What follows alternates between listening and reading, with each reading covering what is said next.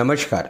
कुछ दिन पहले एक कमेंट आया था जिसमें पूछा गया था कि मेरी अन्न नलिका जो है ये सिकुड़ गई है।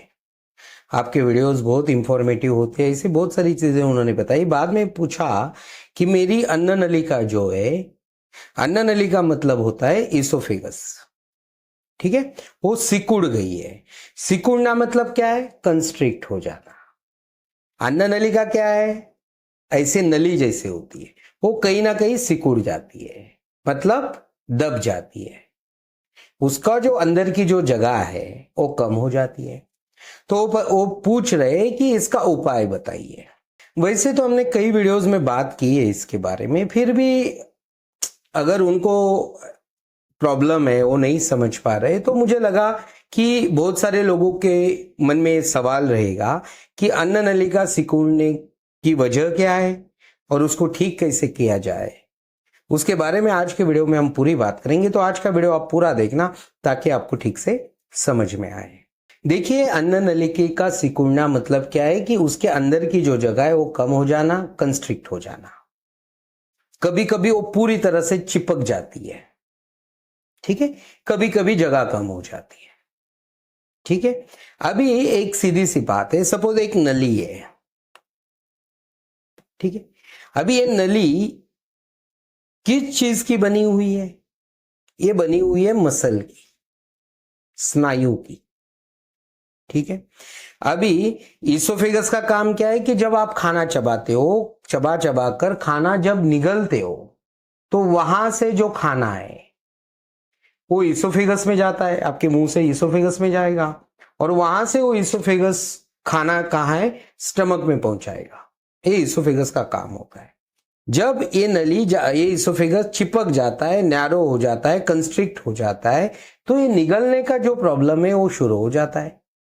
ऐसे जो लोग हैं उनमें निगलने में दर्द होता है, हमेशा गले में कुछ अटका सा महसूस होता है, कुछ फंसा हुआ महसूस होता है, किसी किसी के गले में कफ जमा हो जाता है, बार बार बलगम आता है, किसी किसी में छाती में जखड़ाहट होती है, छाती में भारीपन महसूस होता है, हार्डबर्न महसूस होता है, एंजाइटी डिप्रेशन होता है। ऐसे कई सारे प्रॉब्लम्स इस वजह से होते हैं, ठीक है।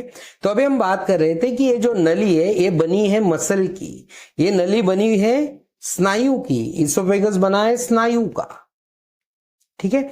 अभी शरीर का कोई भी मसल को कंट्रोल किया जाता है उसके नर्व सप्लाई के थ्रू। उसको जो नसें सप्लाई करती है, वो नसों का फंक्शन अगर सही से हो रहा है तो वो मसल का फंक्शन ठीक से होता है। वैसे ही इसोफेगस के जो मसल है उनको सप्लाई होता है वेगस नर्व का। आपने ये चैनल के सब वीडियोस में वेगस ये वर्ड एक बार तो जरूर सुना होगा, क्योंकि ये प्रॉब्लम वही है ना, आपका डाइजेशन सारा वेगस का ही खेल है। समझ रहे बात को? तो ये जो इसोफेगस है, इसके जो मसल है, सीधी भाषा में बोलते हैं इसोफेगस को नर्व सप्लाई होता है वेगस नर्व का। और दूसरा, ये जो गर्दन से या छाती के पीछे से जो स्पाइन है, यहाँ के जो मनके हैं, वहां से जो नसें आ रही है उनका, ये दोनों चीजें, ये दोनों जगह से जो नर्व आ रही है, एक वेगस और एक गर्दन के मनके या आपके थोरैसिक के मनके, वहां से जो नसें आ रही है, ये अगर उनका काम ठीक से कर पा रही है तो आपका इसोफेगस का काम ठीक से होता है। अभी इसोफेगस का काम ठीक से होता है क्या काम है इसोफेगस का?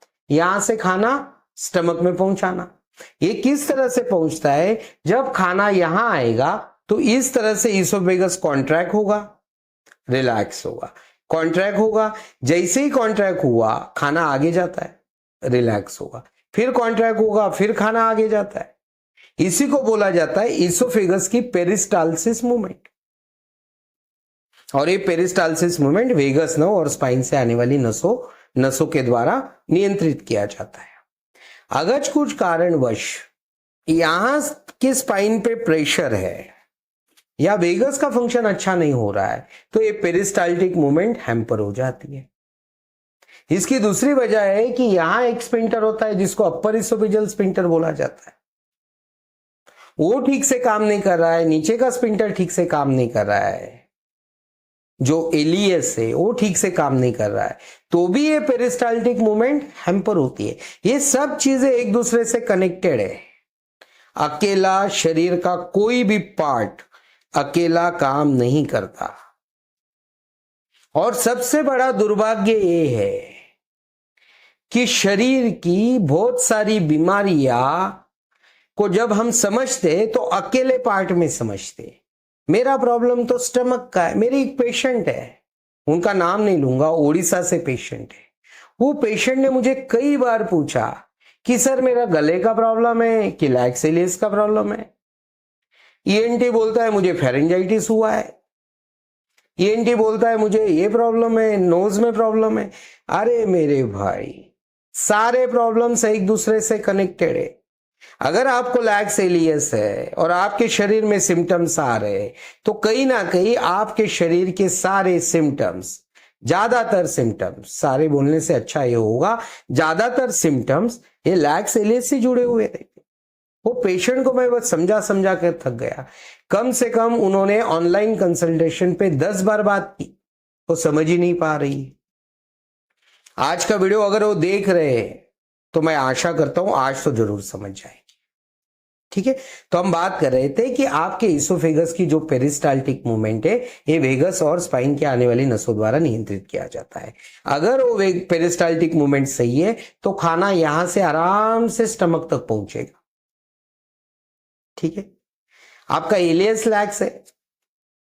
दूसरा कारण बताता हूं। एक कारण, अगर स्पाइन में कोई दिक्कत है, गर्दन में तनाव है, यहां पे छाती के पीछे जखड़ाहट है, तो ऑब्वियस है कि आपकी पेरिस्टाल्टिक मूवमेंट खराब हो सकती है, जिसके कारण आपको ये जिसको बोलता है सिकुड़ना, अगर वो मसल ठीक से कॉन्ट्रैक्ट रिलैक्स नहीं होगा वो सिकुड़ सकती है। दूसरा कारण ये कि जब आपको जीआरडी, हाइटल हर्निया या एसिड रिफ्लक्स की तकलीफ है तो वहां का जो एसिड है बार बार रिफ्लक्स होकर इसोफेगस में आता है, और इसोफेगस ऐसा पार्ट है कि वो एसिड के लिए बना हुआ नहीं है। उस वजह मतलब वो एसिड को झेल नहीं पाता। आपका स्टमक अच्छे से झेलता है क्योंकि स्टमक ही बना है एसिड को झेलने के लिए। एसिड मतलब स्टमक तो उसका घर है एसिड का, स्टमक को कोई प्रॉब्लम नहीं है एसिड से। अगर वो अच्छा एसिड है तो कोई प्रॉब्लम नहीं है। जब एसिड खराब हो जाता है तब प्रॉब्लम होता है स्टमक में, तब अल्सर बनते हैं।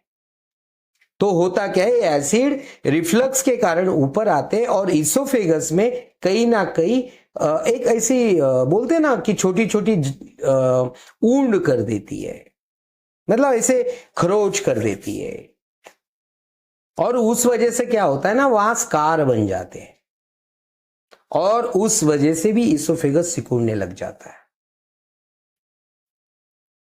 तो अभी आप अगर इसको ठीक करना चाहते हो तो पहली बात, हमें जो एसिड ऊपर आ रहा है उसको रोकना होगा, क्योंकि वही उसको खराब कर रहा है।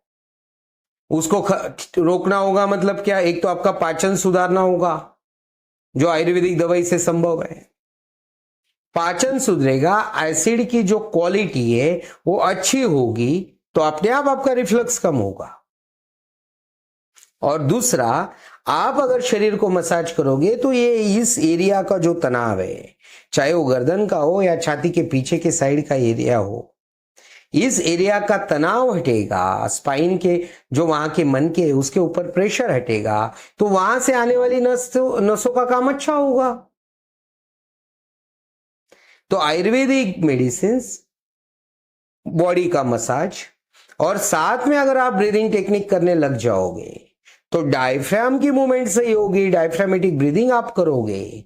डायफ्राम जैसे ही ब्रीदिंग, डायफ्राम से आप ब्रीदिंग करने लग जाते हो ना, तो अपने आप वेगस अच्छा होने लग जाती है।